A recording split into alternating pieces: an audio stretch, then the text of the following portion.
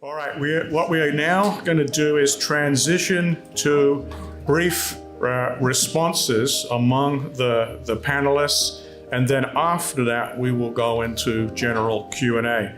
So the first response, and this gives me an opportunity to correct my pronunciation of his name, is Andrew Loke. He is not Odin's blood brother, as I had thought. So Andrew, please.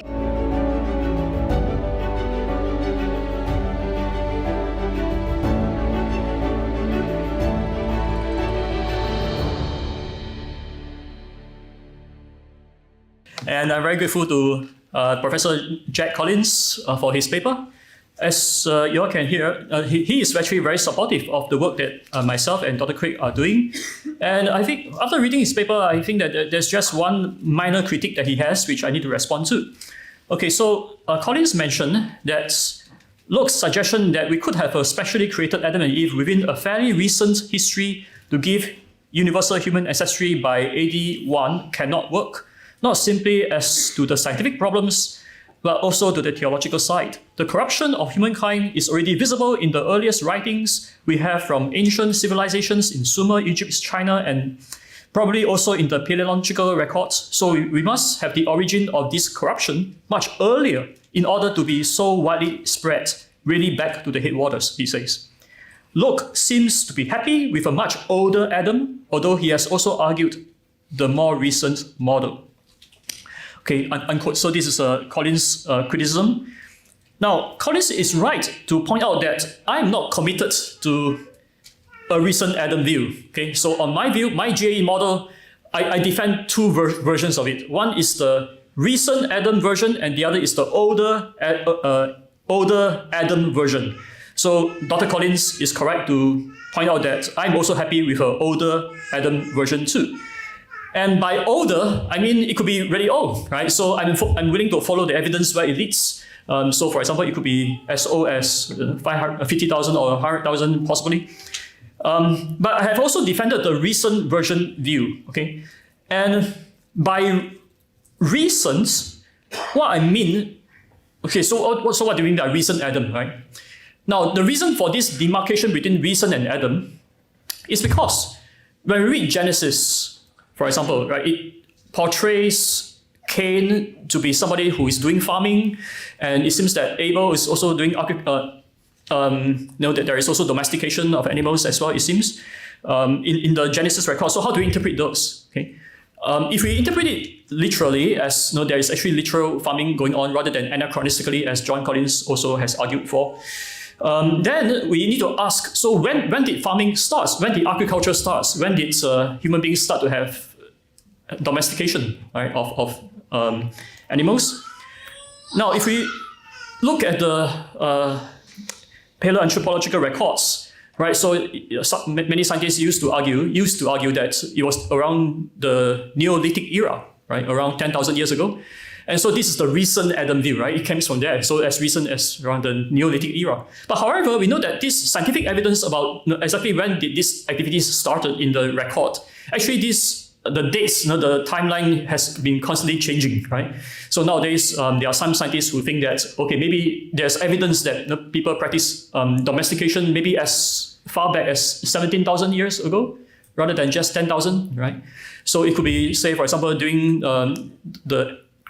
it's the ending of the last ice age, right, just before the Neolithic era. So the timeline could go go earlier, right? So what that means is that the recent Adam view can also go back earlier as well, but not as long back as 50,000 or 100,000. That'll be an older view, right? Because during that time there's no evidence of agriculture, at least not discovered yet. But maybe we'll discover in the future. We don't know.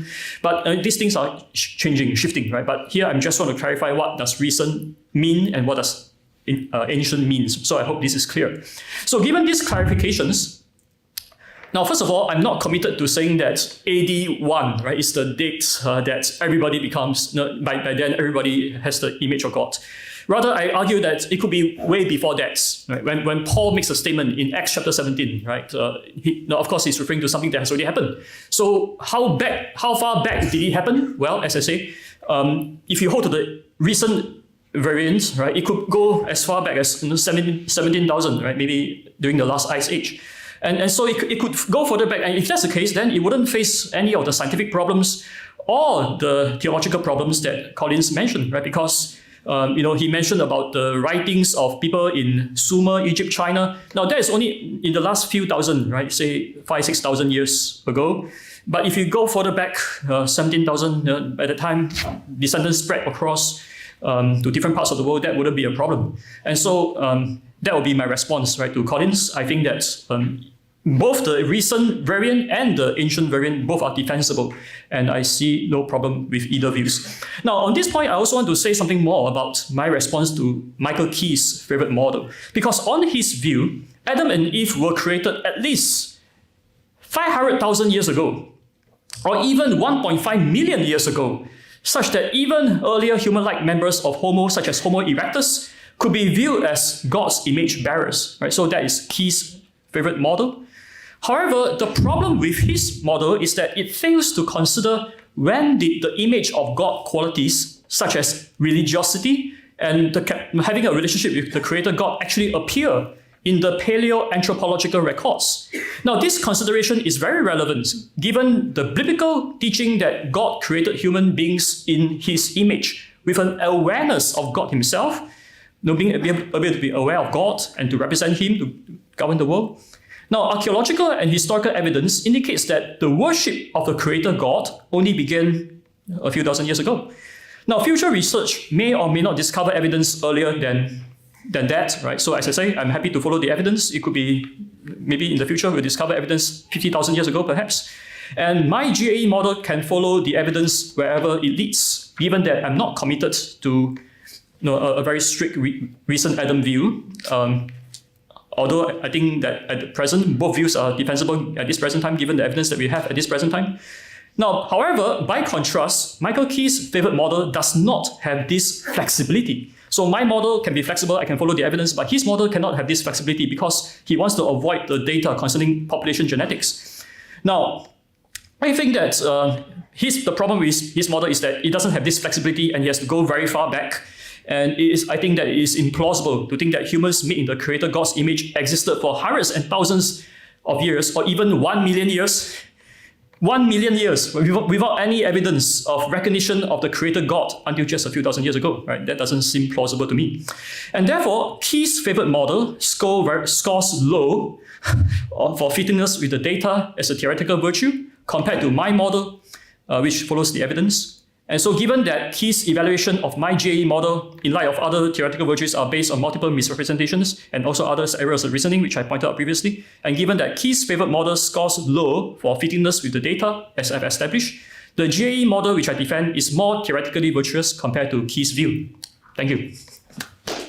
All right, and the second response now will be from William Lane Craig. Michael Keas is to be commended for not stacking the deck by choosing as a panelist an Old Testament scholar who would be sympathetic to his own views, but rather choosing a scholar like John Collins who is sympathetic with the target of Keas' criticisms.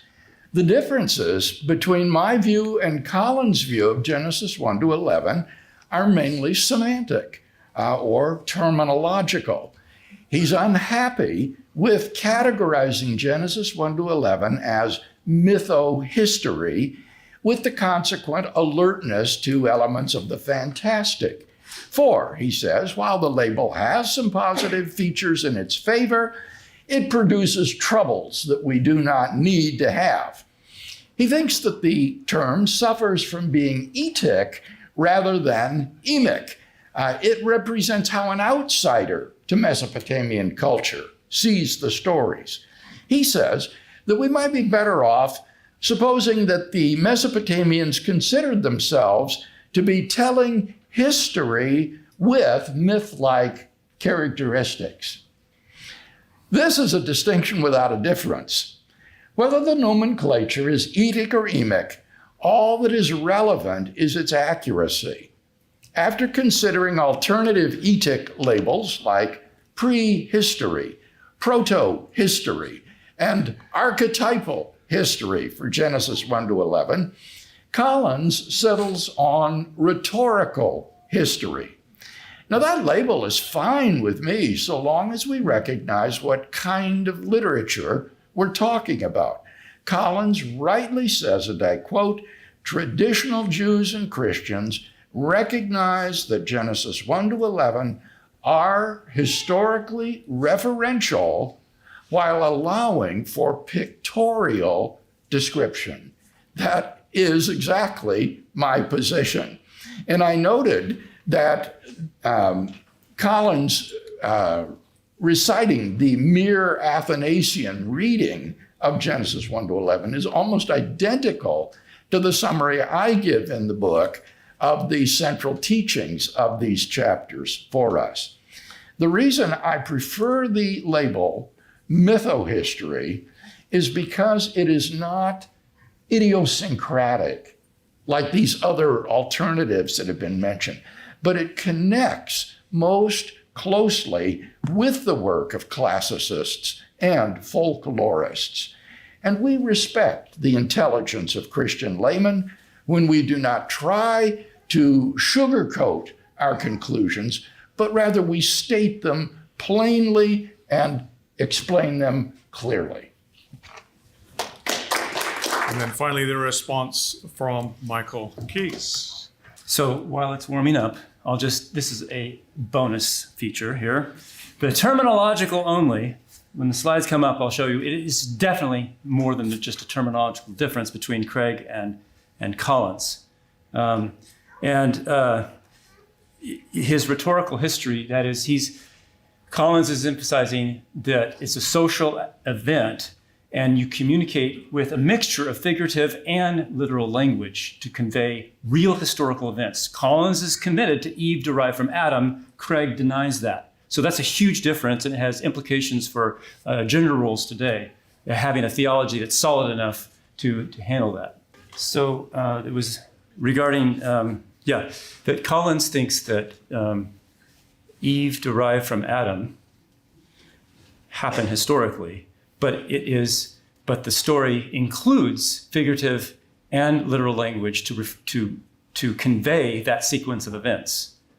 And Craig thinks that Eve was not derived from Adam, and that allows him to speculate about a genetically modified organism, for Eve being a GMO, basically, in his last chapter of his book, that Eve was derived from an animal, not from Adam. So it's very important to him to be able to oppose Collins on this issue. And so it's not just a terminological issue.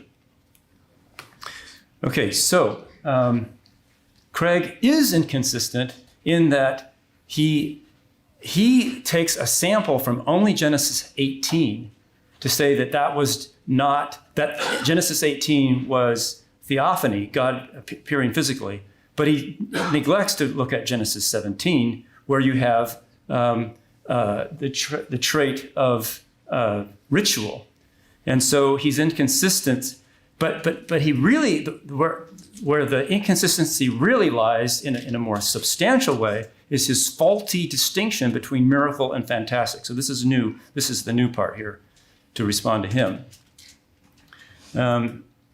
Let's see, get rid of that. So according to Craig, that Gen 2 is fantastic because it's not a theophany miracle, that is, a physical appearance of God miracle. And he thinks it's not theophany because God is described as human even when not appearing. This is in his book, not in his paper, but in his book. So, such as when Eve was being created. Obviously, when Adam and Eve were unconscious, they couldn't see God, right? If God appeared. Well, the same thing is happening in Genesis 18. Part of the time when God is standing there by the tent with two angels, he's not appearing to Abraham because Abraham went into the tent. So there's part of the time, even in Genesis 18, when God cannot be appearing to Abraham. So this is this distinction between Genesis 2 as fantastic myth and Gen 18 as real miracle fails. He's inconsistent about that. In fact, he ignores two better options regarding Genesis 2. God could have appeared in a theophany most of the time, similar to Genesis 18. Or option 2, even if it's not a theophany, let's suppose God didn't appear in a physical form, it could still be real events conveyed by a mix of literal and figurative language, such as in Deuteronomy 32, where it says of the Jews that had just finished wandering in the wilderness, that God guided them, which he did, but that they were the apple of his eye, a figurative language.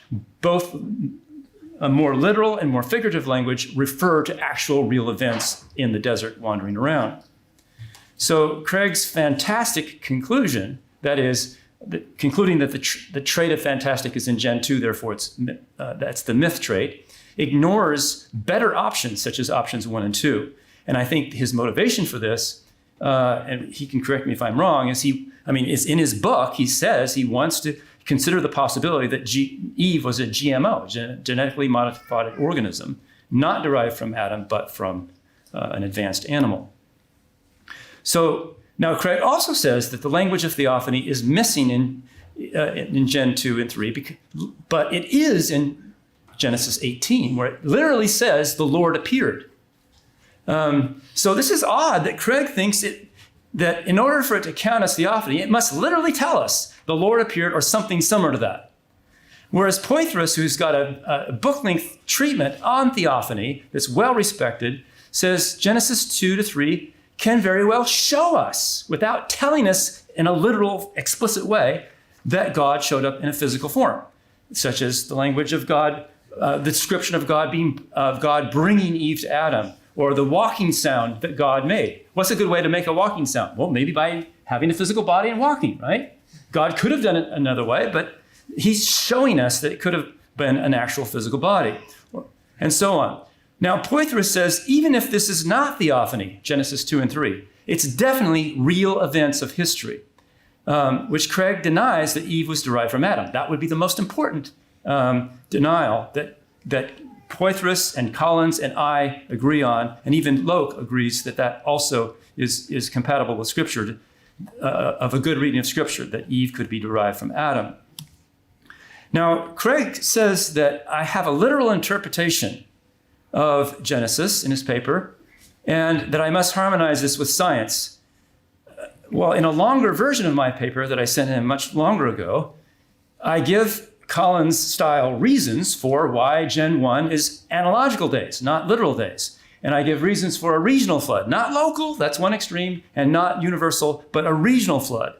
And I think these are easy to harmonize with science. And yet, in his same paper today, he says Keas and I agree that we should not interpret Gen 1 through 11 with wooden literalism. That conflicts with his other statement. So there's a lot of confusion here. Now, Collins agrees with me, and he even verified this in email, that Craig has conceded too much about the historicity of Gen 2, for example, Eve derived from Adam's side. And he approved even me using this slide to quote him, that these texts really do imply the actuality of their events. Yes, they're described in literal and figurative language, but it implies the actuality of these events. Now, regarding the myth sample, Craig has understood part of what I was trying to say there. In the quotation that he quotes, that I also quote, he left out the part in bold, where this myth expert says, Greek myths are fictions, we would now say. But, of course, to the ancient Greeks, they had explanatory power. That part he quoted, the last part. But he left out the part in bold, which is evidence. I'm not mind reading. This is one of the few experts who impolitely, against etiquette, say that, of course, we don't believe the actual event, that the event sequences of Greek mythology actually happened. And so I'm not mind reading here. It's based on evidence. And so most myth experts today don't believe in the event sequences that their myths that they study describe, right? That's pretty obvious. And of course, Craig similarly doesn't believe that Eve was derived from Adam. That's more of the mythos part of his mytho-history. Now, Craig does say that he doesn't even apply his theory beyond Genesis 1 to 11.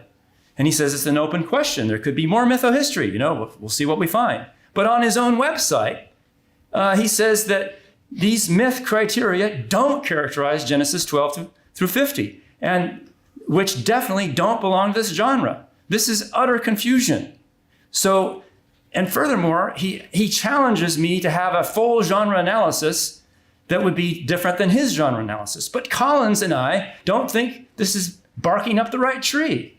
That there is that we think that this kind of genre analysis is too blunt a tool. It's trying to too do too much in one fell swoop. Whereas Collins' more nuanced approach to interpreting the text takes into account a lot of other things, not trying to just solve everything with a genre identification. And so concludes that Eve was derived from Adam, as I do, rather than denying it like Craig does. Now, as to Loke, responding to Loke, these animal spouses. Now, yes, it is core to his theory that humans mated with animals. That's one of the whole point, and Swamidass also. But, well, anyway, that are humans, we'll get to that later. But it's core that there's some kind of interbreeding. Adam and Eve with people outside the garden.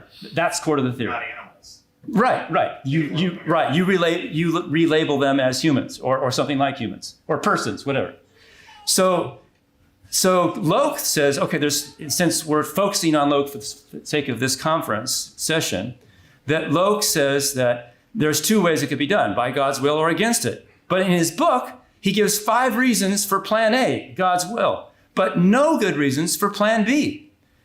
But so I challenge his plan A, as I focused on the one that he emphasized, and shows how it fails to cohere with God's attributes.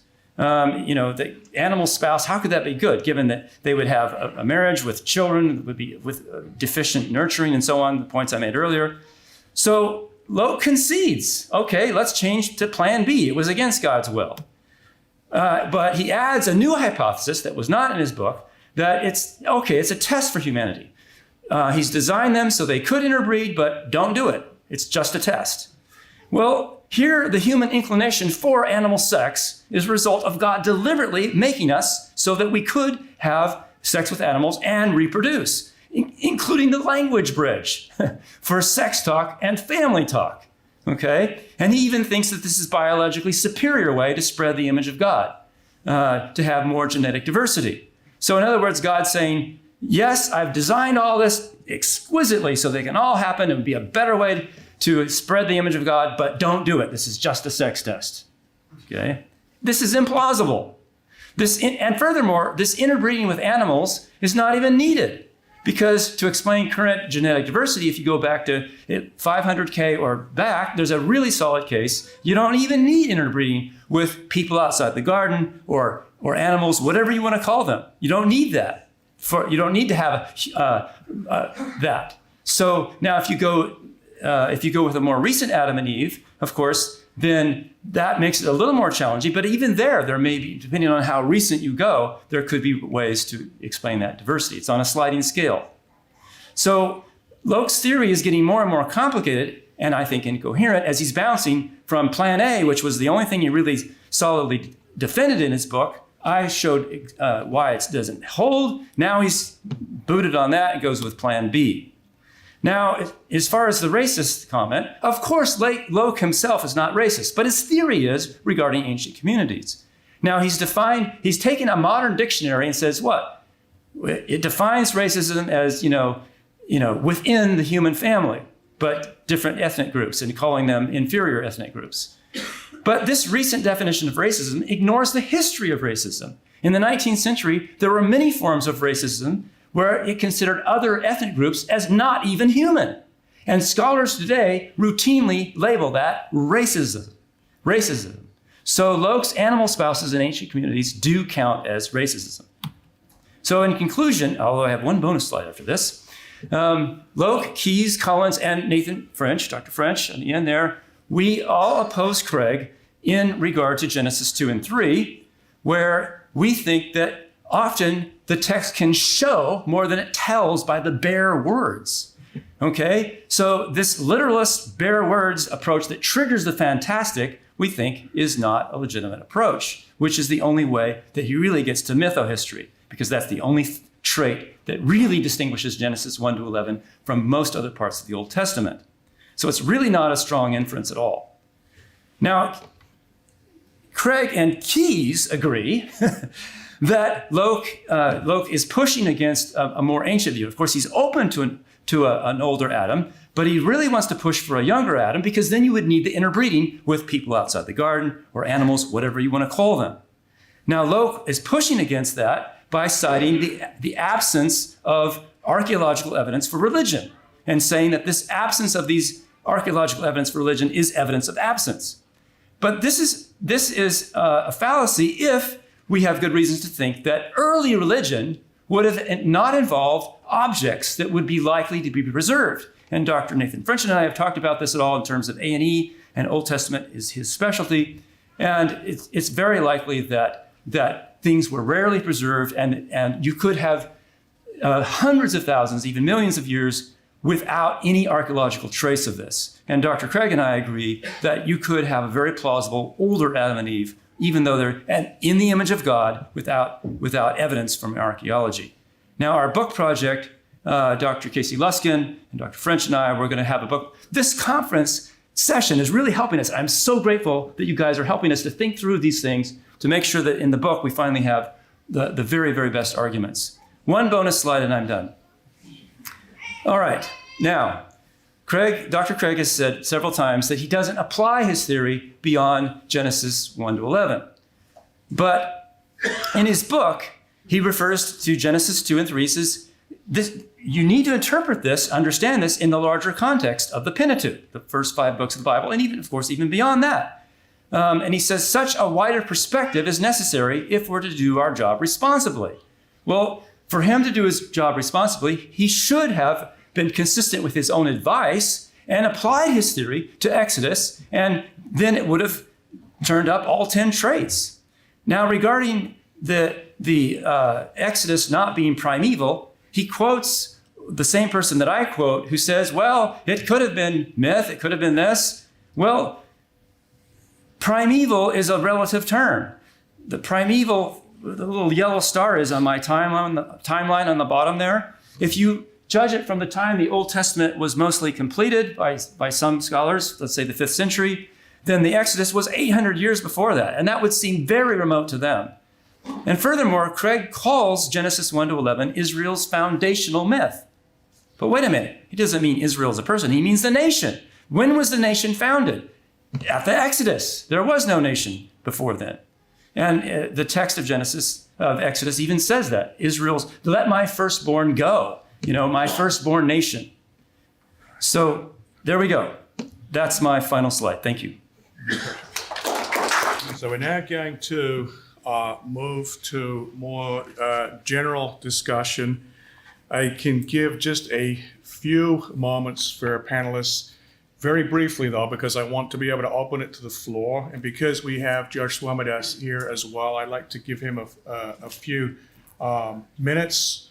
So let's see. Bill, is there anything you would like to say just briefly, please? I would just say that I think I'm really grateful for this last response by Michael, because I think it just illustrated how the wheels have fallen off of this cart, and that it just does not offer a very compelling case against the genre analysis that I offer.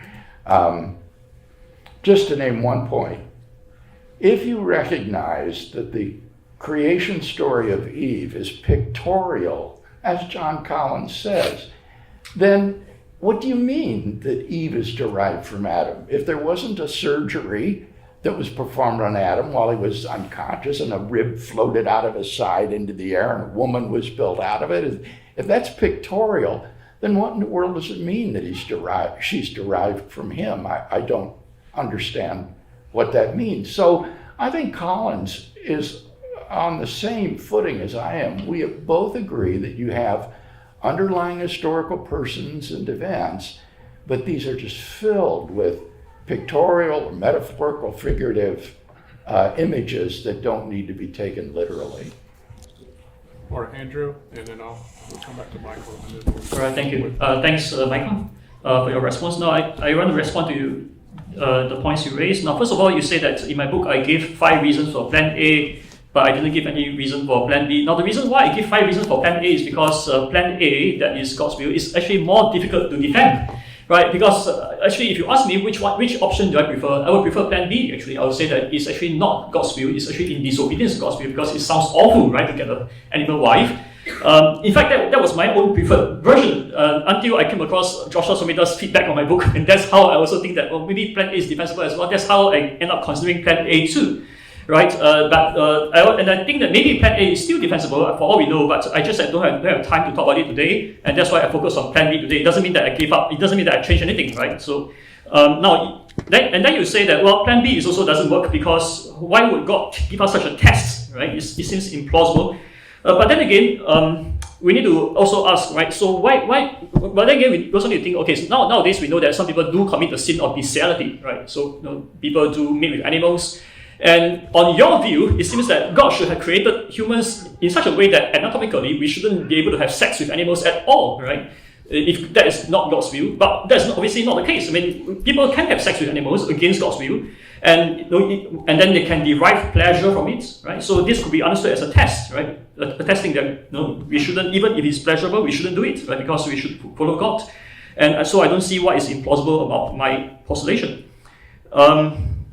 Now, and then you say that, well, God, you don't need to have this model in which Cain have sex with animals, but whether you need or not, right? That's a different issue. Depends on where you date Adam, right?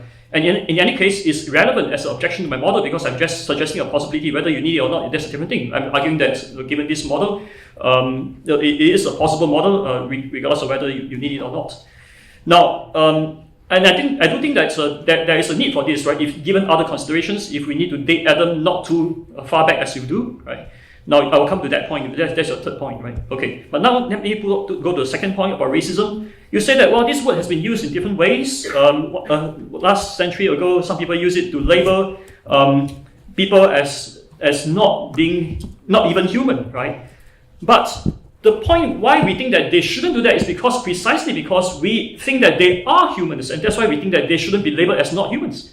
So again, it's based on the assumption of what human being. What does it mean to be humans? And therefore, my response to your initial paper stands, right? I think that you are claiming that your objection about the very ancient view is based on the assumption that those people are in fact human. That's why you think that they shouldn't be labeled as not humans. But again, I said this is based on fallacious or rather unwarranted scientific, philosophical, and biblical assumptions, right? So my response to you stands as well.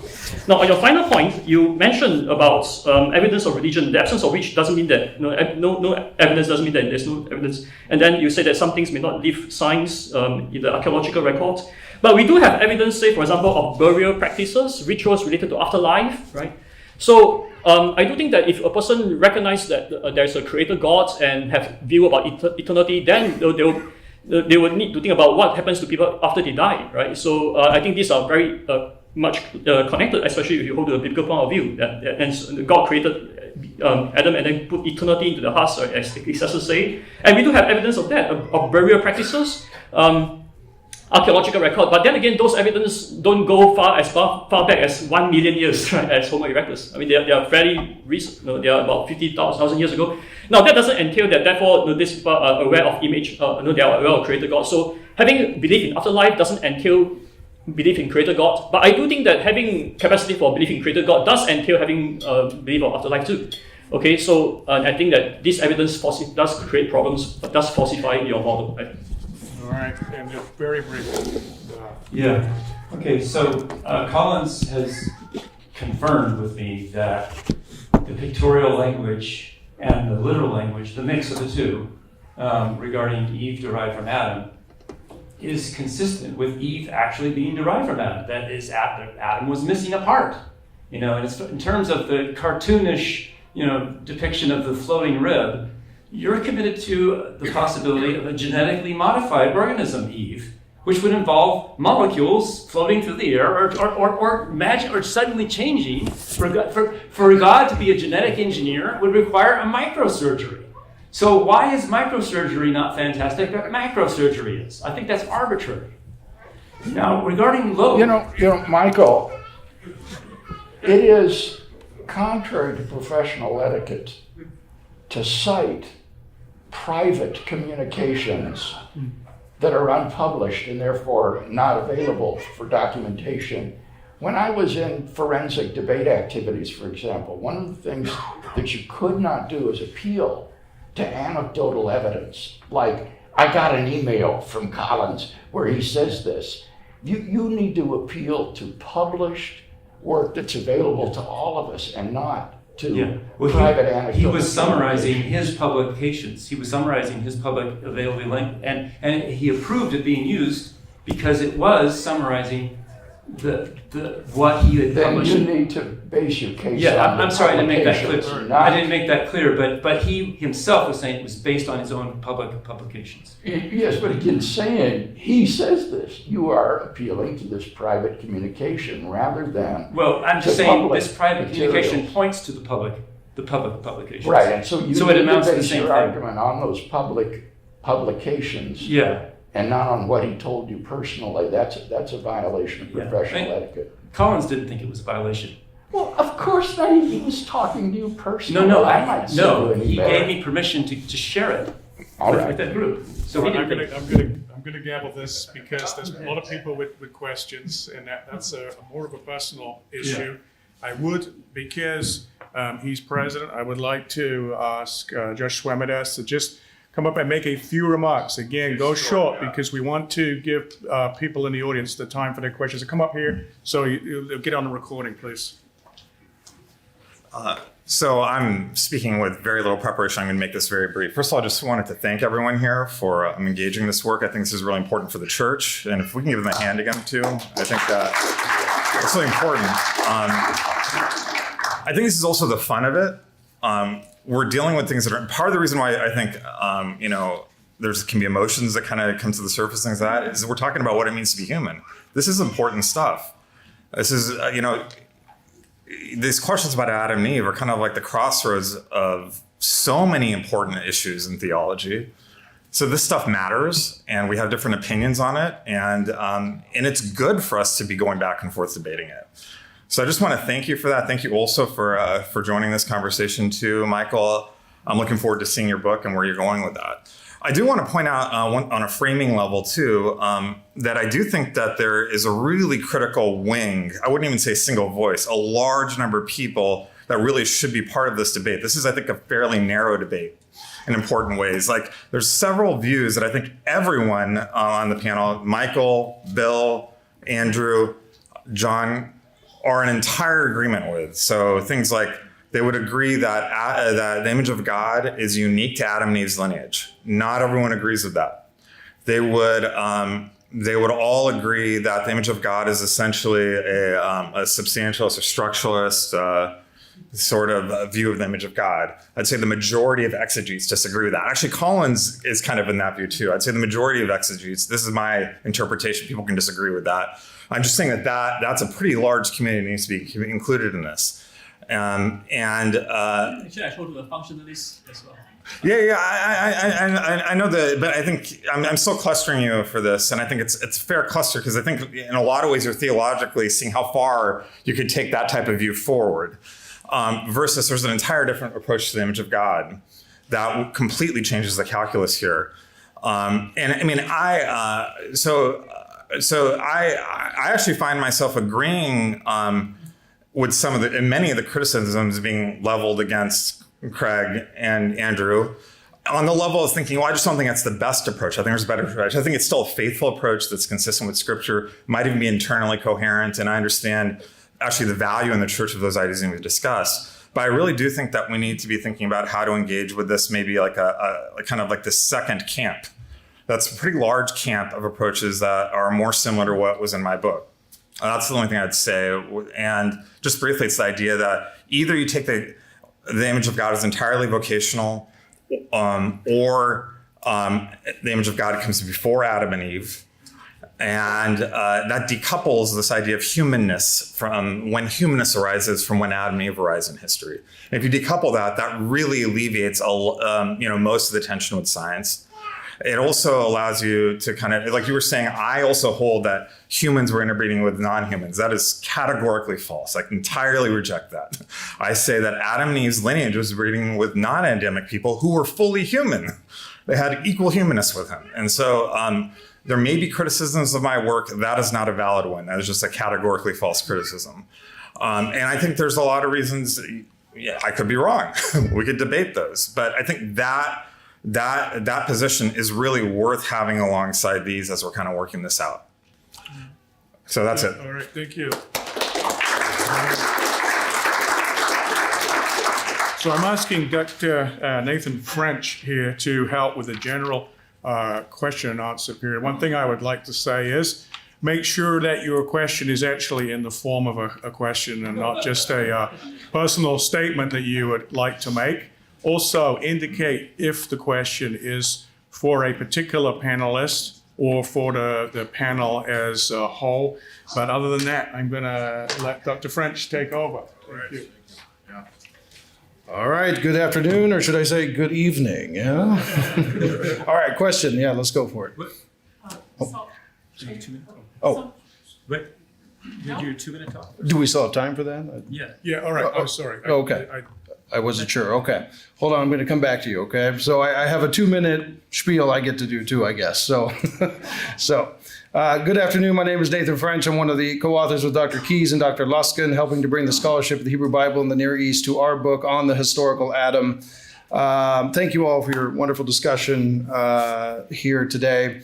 To use the words of C. John Collins, I want us to consider what new scenario might come to the fore if we examine certain studies and topics within the domains of Hebrew Bible and Near Eastern studies relevant to the historical Adam in Genesis 1 through 11 that are, I think, currently missing from this discussion. So, for example, divine embodiment by Benjamin Summer in the Greater Near East and the Hebrew Bible would elucidate its centrality as a motif in Genesis 1 through 11 and provide further clarification on definitions of genre for Genesis 1 through 11. Furthermore, Hebrew Bible motif of humans as the images/idols of the Lord, Genesis 1 through 11, is quintessential, as we have heard so much here, to understanding the meaning of the first man and woman, not to mention for understanding the purpose of humanity in Genesis 1 through 11. I think of Catherine McDowell's work, which would be integral here. Additionally, said motif in Genesis 1 through 11 is foundational for the continuance of the theme of divine sonship within the Pentateuch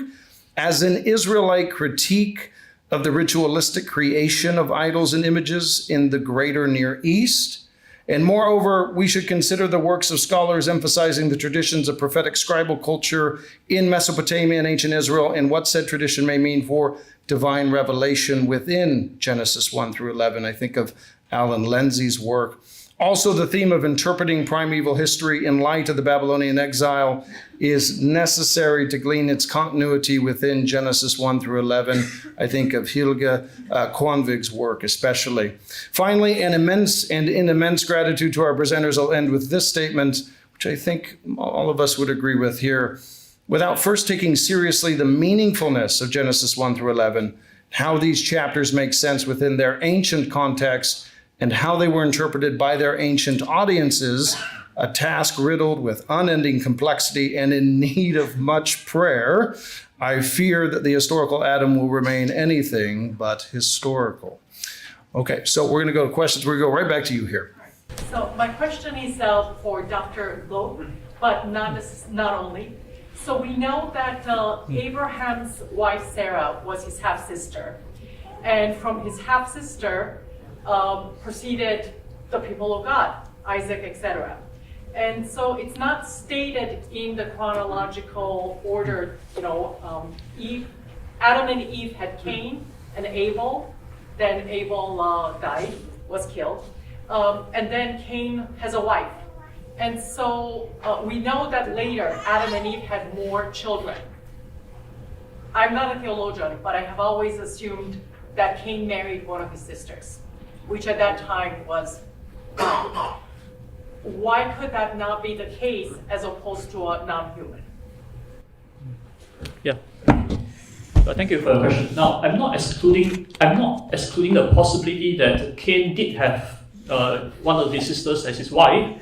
But then again, the Bible also doesn't say explicitly that is the case, right? So that's why in my book I'm considering various possibilities, right? It could be or it could be not, right? It could be a human or it could be a non-human anatomical homo. And so I consider all these various possibilities, and I say that one of these possibilities may help us to make sense of how Adam and Eve, as written in the Bible, can be compatible with population genetics, which indicates that the genetic diversity of all the humans alive today came down from a large population of, say, for example, 10,000 individuals.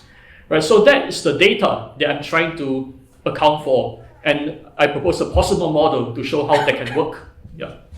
My question is for Dr. Craig.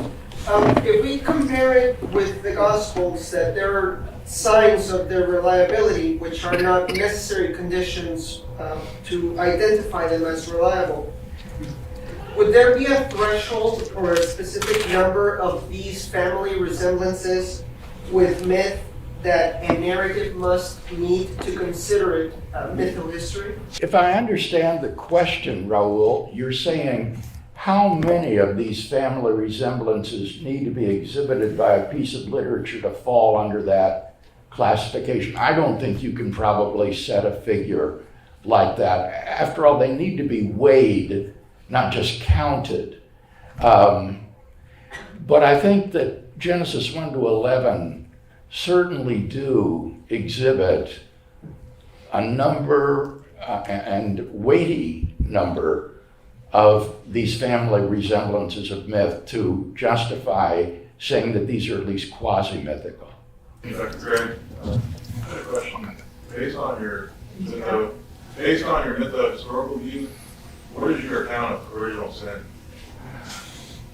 I think that there was an original sin in the sense of a primal sin. You remember I quoted Henri Blocher saying what we have is an account of the historical fall, not a historical account of the fall. That is to say, there was a primal sin by Adam and Eve that opened the floodgates of sin so that it came into the world, and this resulted in spiritual death and alienation from God, just as Paul describes in Romans 5. What I would not agree with, though, on theological grounds, would be the imputation of Adam's sin to all of his progeny. I do not see that it's certainly not taught in Genesis 3, and I don't think it's even taught in Romans 5. So I don't think that there is an imputation of Adam's guilt to every one of us.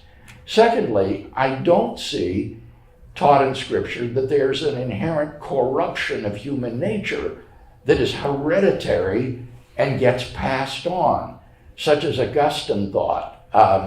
And so, while I would agree with a primal sin, I don't agree with either imputation of guilt or corrupted human nature. Yeah. So my question is both for Dr. Craig and Dr. Loke. So if what you just said, like sin is not hereditary, why not the model of Genesis 1 when it says God created mankind or humans as his image, male and female? Why not that be God's image and not in Adam and Eve as so Adam and Eve as representatives, not as the one that only have God's image? I understand. So why not that model? If it is not hereditary, and that will save the problem of intervening with non-humans. Because you have a population, in evolutionary theory, you have a population of humans that are our ancestors. This relates to Michael Keas' allusion to my comment that we need to understand Genesis 1 to 11 in the context of the whole Pentateuch. And the point there was not to be applying these family resemblances elsewhere in Scripture. The point was, what is the purpose of this primeval history? Why is it there? Why not just begin with the call of Abraham and the history of Israel? And I think that commentators on Genesis are fairly well agreed that the purpose of the primeval history is that it is a preface to the Pentateuch as a whole to emphasize the universality of human descent from Adam and Eve, that this was the primal pair that God created, not just a selected pair, but the founding pair of the human race, and that thereafter sin and death and judgment and grace and the whole narrative evolves from there. So this is more detailed in the book, but I think it's that universalizing interest of the primeval history that should lead us to think that Adam and Eve are the primal founding pair of humanity. Thank you for your question. Now, the main motivation for my view is actually, one of the main motivation is in Romans chapter 5. It says that sin enters the world through one, right? And that's the reason why I hold to Adam and Eve as the soul, not soul, I mean, as the one, as God's image bearers and from whom all descend, right? I don't hold to imputation of guilt as well. I agree with Dr. Craig, but I do hold to a view of there's a corruption of human nature, corruption of the image, right, that comes from Adam and Eve, and that's the reason why I hold to them, right, and they are, and then not saying, and so that I hope that answers the question. Thanks. Good. Then back here. Question for Dr. Keas. The question is are you familiar with various publications that have published that large percentage of populations outside of or of the world have a certain percent of Neanderthal DNA? And if you are familiar with that, how do you reconcile that with more traditional or conservative views of Adam and Eve? Yeah, well, if Adam and Eve were created 500K or back further, or if we, I'm very open to Dr. Craig's view that Adam and Eve could go back to 700 to 1 million years ago. I'm astonished. I didn't know that. Yeah. I mean, we hardly it was in my longer paper that I sent you. Yeah, it was in there. Anyway. We basically then agree. What are we arguing about?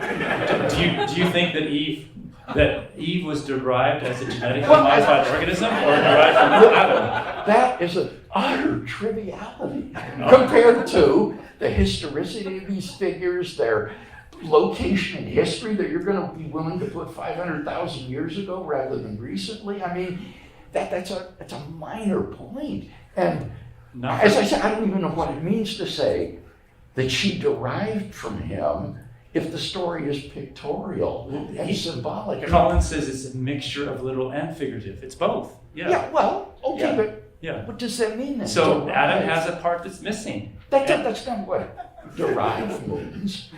Paul says Adam was formed first and then Eve, right? Well, I can affirm that on my view, that there's a chronological priority. Is that what derived means? If the story is pictorial? A mixture of pictorial and literal, and so the idea that Adam lost a piece and then he gets something back that's better. And furthermore, it's the idea that Eve was not derived from an animal, which you speculate that Eve was derived from as a genetically modified organism. Yeah, where you have floating molecules instead of a floating rib. No, it's a possibility. I know, right? Well, I'm talking like Andrew Loke here. That we want to entertain a variety of possibilities. But you see, I'd like to why on a pictorial account of Eve, you would think Adam has a missing piece. A part of his body that's gone. I mean, that's the very opposite of pictorial, Michael. That's hyper. Let's do another question here, shall we? I'm interested in more. Yeah, back here, go. Maybe Dr. Craig or Dr. Keas, can you just comment on the importance of historical reality to Christian worldview? You would say that, I assume you say that if the parable of the prodigal son, that was a historical event and wouldn't add any more to the teaching than parables. But we don't say the same thing about the resurrection of Jesus, because that can just be this metaphorical, true but not factual. When we think of whether it's Jonah and Job, Genesis 1 through 11, the importance or not of its connection to history. How does the Christian worldview, how do you weigh that? How symbolic can it be versus historical? How do you weigh that out? Well, I think one way that this is really important is, for example, Josh Swamidas has recently said that an excellent book is Nathan Lent's book called The Sexual Evolution, not revolution, but sexual evolution, where he argues for gender fluidity and so on, based on the animal origins of humans. You said it on X. I've got a screen capture of it. Wait, let me finish.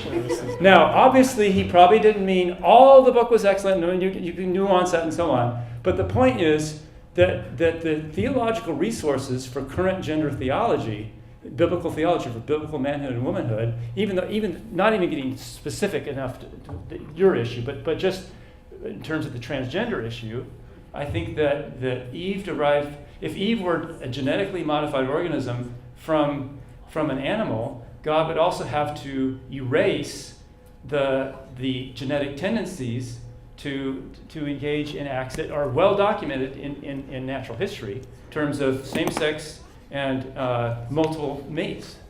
Yeah, I mean, so it would involve a lot of genetic engineering, Bill. And it's not just a few molecules, okay? It would involve a lot of genetic engineering. And so, I just think that, that's an example of where it's important for a current Christian worldview. Dr. Craig, did you want to respond to the question back here, or no? Was that No, I just don't. Dr. Keas? Okay. Let's move on. Yeah, go ahead. For Dr. Keas, if you could help me understand if Eve was made de novo or just out of nothing, do you still consider her a GMO? Or I think I misunderstand why she's a genetically modified organism if she's made just out of nothing and placed with Adam. Well, the GMO comment was from Dr. Craig's book, that he speculates as one of option, of course not the only option, but one of the options, and that would involve microsurgery, if you will, that you couldn't visibly see, as opposed to a macrosurgery with a rib removed.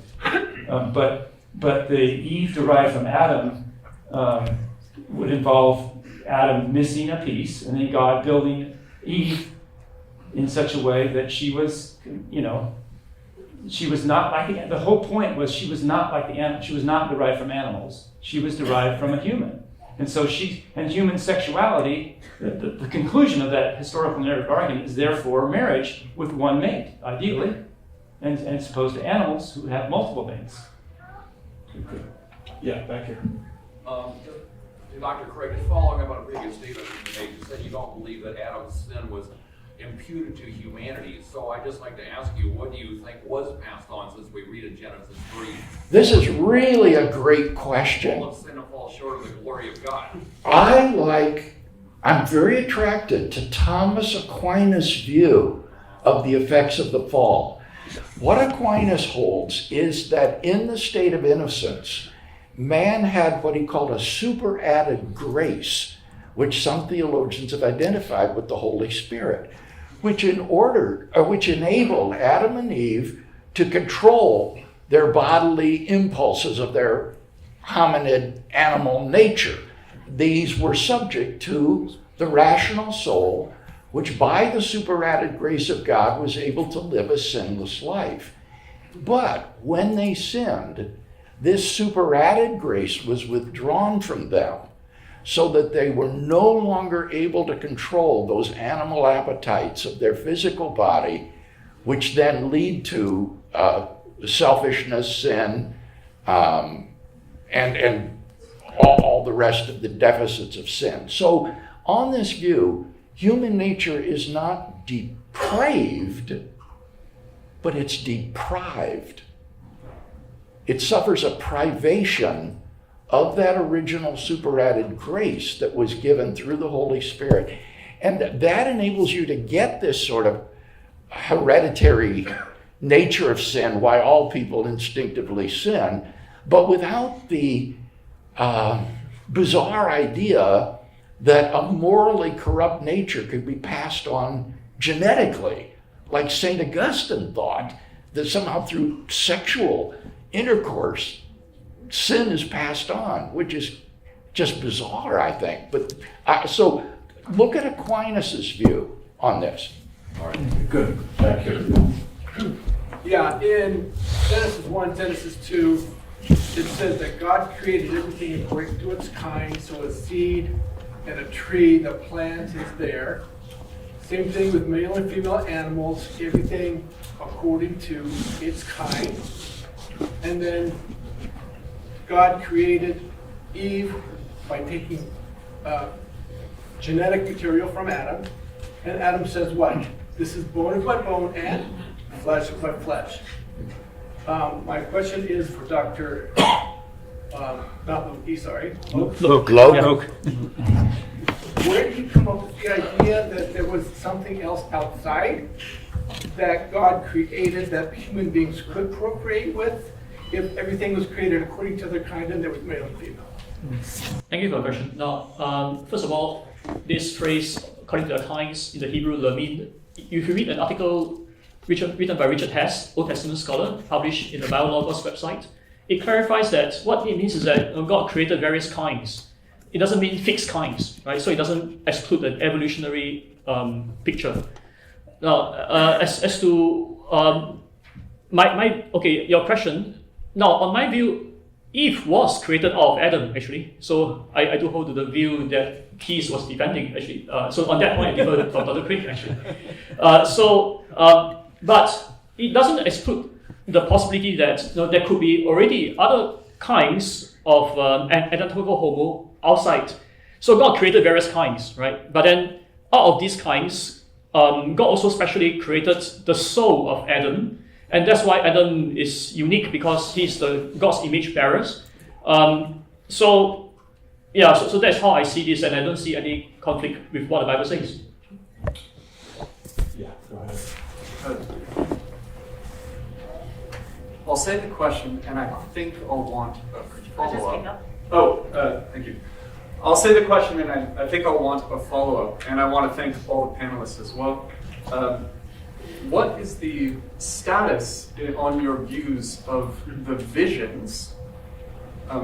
One example being the establishment of the Abrahamic covenant came through a vision that God gave Abraham. Am I getting that part right? Thinking of Genesis 15, is that what you're thinking? Yes. Yeah, okay. Does this at all strengthen, and I'll say the follow-up now, does this at all strengthen William Lane Craig's view, Dr. Craig's view, in that God is more than comfortable using, like, dreams are not real in the same way that this chair is real, and he uses it as a means to provide genuine revelation that is meant to be submitted to and operated by. Does that? I wondered about that in relation to this debate, and even there's a former professor of mine who suggests that when Adam was asleep, God did not do literal surgery, but rather revealed a vision of the status of Eve's relationship to Adam. Yeah. Same term used there in Genesis 15 and in 3:2. That's the very claim that you made, yeah. Yeah. Please. What do you think, Dr. Craig? There are two kinds of human descriptions of God in the Old Testament. One would be just anthropomorphic language. For example, God riding on the clouds, and the arm of the Lord, or the eyes of the Lord are upon the righteous, his ear is open to their prayer. These aren't meant to be taken literally. It's just anthropomorphic descriptions of God. On the other hand, you do have these theophanies, where God seems to be able to appear to someone, like, say, Moses in the cleft of the rock, or other places where God can form a materialization that someone will see. And the question that we're arguing about is, you've got these descriptions of God in Genesis 2 and 3 that portray God as a humanoid deity, walking in the garden, looking for Adam and Eve, forming a dirt statue and breathing into its nose and stuff. And so the questions are these just anthropomorphic descriptions, or is this literal? Is this a literal theophany of God? And it seems to me that given the Pentateuchal author's commitment to God's transcendence in chapter 1, he's not a physical object. He doesn't have a human form. That we should understand these narratives in Genesis 2 and 3 figuratively, or as Collins would put it, pictorially. And that we're not obligated to think that God actually appeared to Adam and Eve in the way that he did to Abraham by the oaks of Mamre, when it says, and the Lord appeared. You've got the language of theophany right there, and you don't have it in Genesis 2 and 3. So isn't it more plausible to think that this is just part of the pictorial imagery? But Vern Poythress, a leading scholar on the topic of theophany with a monograph on it, he says that even if it weren't theophany, he says the language shows us it could have been a theophany, but even if it weren't, it doesn't have to literally say God appeared. Often the text shows us things it doesn't literally tell us. This is one of Collins' principal points. And over and over he said this. And you insist, it seems, you have to literally tell God appeared or something similar, something similar language. And oftentimes God can show without telling. And then Poythress says, even if it wasn't a theophany, he still thinks, like Collins and me, and even Loke, that Eve was derived from Adam's side. Adam had a missing part. Whether it's macro surgery or microsurgery, we're just talking about different levels of surgery. And so you're open to the micro, but apparently not the macro. Unfortunately, we're out of time, I think.